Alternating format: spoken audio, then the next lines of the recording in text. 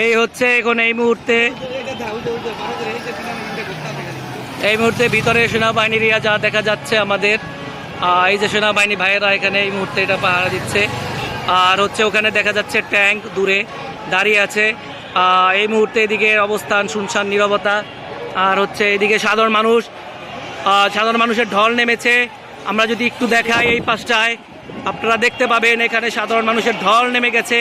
যত দূর চোখ যায় সাধারণ মানুষের ঢল নেমেছে। আর এইখান থেকে আমরা যদি দেখাই গণভবনের ভিতর দেখা যাচ্ছে সেনাবাহিনীর কিছু লোক তারা ঘোরাফেরা করছে এবং সামনে আমাদের এখানে ট্যাঙ্ক কামান নিয়ে তারা প্রস্তুত আছে। যদিও এই মুহূর্তে সব জনগণ এবং সেনাবাহিনী মিশে গেছে। তার সেনাবাহিনী এই মুহূর্তে বঙ্গভবনের নিরাপত্তায় নিয়োজিত আছে। সাধারণ মানুষের ঢল নেমে গেছে গুলিস্তানের দিক দিয়ে। যদি দেখায় যত দূর চোখ যায় এখানে লক্ষ লক্ষ জনতা মিশে গেছে। সেই আনন্দ আর ঢেউ যেন ছড়িয়ে পড়ছে বঙ্গোপসাগর থেকে প্রশান্ত মহাসাগর, আটলান্টিক মহাসাগর সর্বত্র।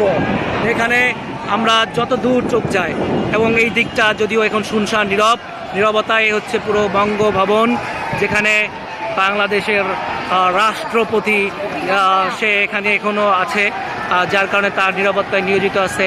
এখানকার তার রাষ্ট্রপতি যে নিরাপত্তা বাহিনী সহ এখানে ট্যাঙ্ক আছে, প্লাস এখানকার একটু নিরাপত্তা বাড়ানো হয়েছে। সেনাবাহিনীর লোকজনও এখানে আমরা যদি একটু দেখাই যে এখানে তারা পাহারা দিচ্ছে, তারা সতর্ক অবস্থায় আছে।